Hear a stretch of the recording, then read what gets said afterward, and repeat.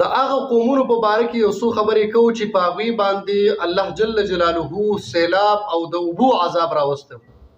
په هغې کې یو قوم د نوح علیه السلام. حضرت نوح علیه السلام قوم ته راغی او قوم ته د دین اسلام د تبلیغ او د نشر و اشاعت خبرې کولې، د الله د وحدانیت او خپل د رسالت خبرې کولې. قوم نوح علیه السلام ته دروغجن وی چې ته خو دروغجن یې او ته زمون په شان یو انسان یې، ته څنګه خدای پاک پیغمبر را لېږلی. حضرت نوح علیه السلام د الله د عذابونو ویرول. 950 کاله حضرت نوح علیه السلام خپل قوم ته تبلیغ وکړو، خو قوم د حضرت نوح علیه السلام خبره ونه منله. صرف 80 کسانو چې دا د نوح علیه السلام امتیانو د نوح علیه السلام سره ملګري شو په دغه 9.5 کاله کې.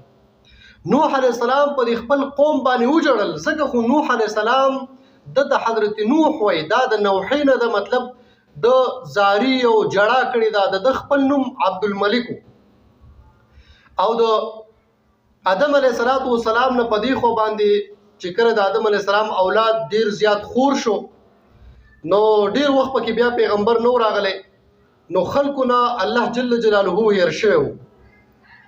حضرت نوح علیه السلام خلکو ته د الله معرفت وښودلو چې دا کم بوتان تاسو د ځان سره په دې کورونو کې ساتئ، د دې عبادت کوئ، دا په باطل باندې دي. یو خدای دی چې واحد لا شریک دی، د بل چا عبادت نشته، د هغه سره بل څوک په عبادت کې شریک نشته دی. دوی نوح علیه السلام ته دروغجن وي او د هغه د قتل منصوبې شروع کړي. الله جل جلاله نوح علیه السلام ته وحی وکړه چې ته په دې غره کې کشتۍ جوړه کړه، دغه خلکو نه به امداد نه اخلي.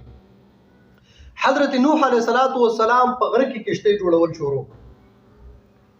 دغه خلکو یو بل ته وی چې وګوره د اوسه پورې مونږ ته د دین اسلام او د الله د وحدانیت د تبلیغ خبرې کولې، او اوس په خپله باندې هغه د ترکاڼي شروع کړه، نعوذ بالله، او کشتۍ جوړی او بیا ټوکې مسخرې په دې باندې کولې چې ای نوح علیه السلام چې ته دا کشتۍ جوړې نو بیا به دریاب د کوم ځای نه ګورې، ته خو په غره کې لګیا یې او ته کشتۍ جوړې.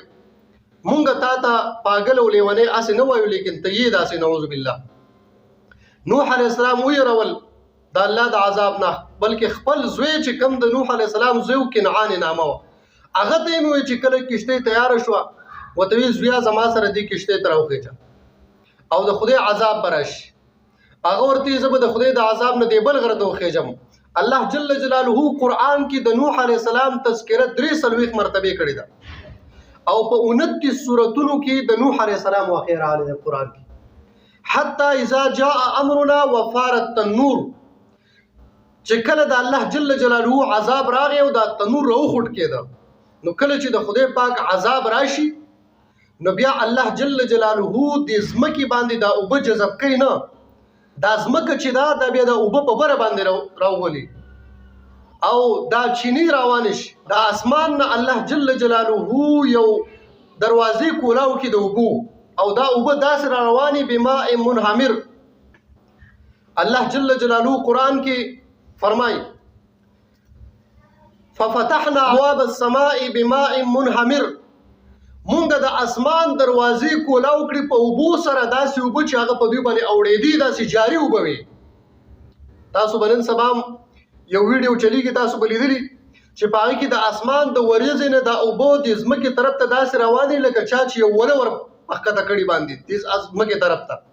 دا الله جل جلاله د نوح علیه السلام په قوم باندې چې کم سیلاب او کم طوفان راوستی او د هغې په باره کې قرآن کې رب فرمایي ففتحنا ابواب السماء بماء منهمر وفجرنا الارض عيونا، او د ځمکې نه مونږ دا چینی را برسېره کړي، دا مونږ جاره کړي.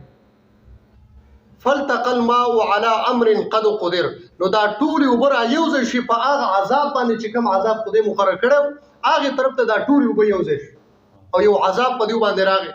یو تنور راوخوټ کېده، اچانک یې اوبه چې کوم دی نو هغه راووتې. د خدای عذاب چې راځي بیا اچانک راځي، لکه نن سبا تاسو دې سیلاب ته وګورئ چې دا کم راغلی دی نو اچانک ونته کې د یو ځای نه اوبه راښکاره شوي دي او بیا چې کوم دی نو دا د هغې نه لوی سیلاب جوړ شوی دی، دا ته بیان یې کړي. دا د خدای پاک عذاب. موسی علیه السلام الله جل جلاله ته عرض کوي ویا العالمین چې کله ته ناراضه نو ستا د خفګان علامت څه دی؟ الله جل جلاله موسی علیه السلام ته وحی وکړه چې په کوم وخت کې د بارانونو ضرورت یې هلته به زه باران نه کوم او چې کله د باران ضرورت نه وي نو بیا به زه ډېر باران کوم. نو دا د خدای پاک د ناراضوالي علامت دی چې خدای پاک زمونږ ناراضه دی، ځکه دا عذابونه په موږ او تاسو باندې پرله پسې راځي. نوح علیه السلام خپل زوی ته وایي حتی اذا جاء امرنا وفارت التنور، الله جل جلاله فرمایل چې دغه چې دا کم کشتۍ دی جوړه کړه د کشتۍ ته خپل د امتیان ټولو خېجوه او د هر د زناورونه دوه چې کوم دی نو جوړه هغه دی کشتۍ ته ځان سره وخېجوه. وقل نحمل فيها من كل زوجين اثنين واهلك الا من سبق عليه القول ومن امن وهي تجري بهم في موج كالجبال. د نوح علیه السلام دا کشتۍ به په دې چپو کې داسې تلله لکه د غرونو په شان داسې بدله. ونادى نوح ابنه وكان في معزل يا بني اركب معنا ولا تكن مع الكافرين. نوح علیه السلام خپل زوی ته وایي ای کنعان زما سره په دې کشتۍ کې وخېجه او د خدای پاک وحدانیت او زما رسالت قبول کا. نوح علیه السلام زوی قبول نه کړ. دیو دواړو لا دا خبرې کولې، هغه زوی وی چې زه به نن د غره ته وخېجم او زه په غره کې پناه وارم. نوح علیه السلام ورته لا عاصم اليوم من امر الله، د خدای د عذاب نه څوک بیا په غرونو کې نه بچ کېږي چې د خدای عذاب راشي. داسې اچانک راځي چې ډېرو خلکو به ډېر زیات تعمیرات جوړ کړي په کالام کې په بارین کې چې دا څومره بلډینګونه تاسو یې نه دا به په څومره وخت کې جوړ شوي، په دې باندې به څومره محنت شوی، څومره کوشش به شوی، د دې د پوخوالي به دوی څومره اندازه کړي چې دا دومره پوخ جوړول غواړي، په دې کې دا سیخ او سیمټ او دا په دومره اندازه باندې لګول غواړي. خو لیکن تاسو د خدای عذاب ته وګورئ چې دغه کلک کلک بلډینګونه او چې څومره وخت کې به جوړ شوي چې د خدای عذاب پرې راغی نو هغه په یو منټ کې داسې نیست نابود شو چې بیا د هغې د سره اندازه نه لګېده. الله جل جلاله قرآن کې فرمایي ظهر الفساد فی البر والبحر بما کسبت ایدی الناس، په دې وچوبه باندې او په دې دریاب دا کم فساد چې په دوی باندې ښکاره کېږي نو دا په سبب د هغه څه باندې چې دوی لاسونه وسه کړي کم کسب کړی. خدای پاک په چا باندې ظلم نه کوي. وما انا بظلام للعبید، زه په خپل بندګانو باندې ظلم نه کوم چې کله دا بندګان د دغه ظلم مستحق شي، د دغه توپان او زما د عذاب مستحق شي، نو زه بیا په دوی باندې عذاب را لېږم او دا د دوی لپاره یو نښه یو قدرتي، لکه څنګه چې د نوح علیه السلام د دې قوم دپاره دغه عذاب راولېږه الله جل جلاله. نو دغه د کالام دغه بلډینګونه تاسو ولیدل په خپلو سترګو باندې چې لوی لوی بلډینګونه جوړ شوي او د خدای په عذاب په نیز باندې هغه د یو منټ خبره وه. نو داسې نه چې انسان په دې باندې متکبره شي، په دې باندې فخر وکړي چې زه زما سره خو لوی بلډینګونه دي، زما سره مال او جایداد دی. نه، دا د الله په نیز باندې د مشت وزر برابر هم دی، دومره اندازه هم دا نه لري. الدنیا وما فیها، دنیا او دا دنیا په دې دنیا کې چې څه دي د دې مثال نبی علیہ السلام فرمایي په شان د عنکبوت د جالې دی.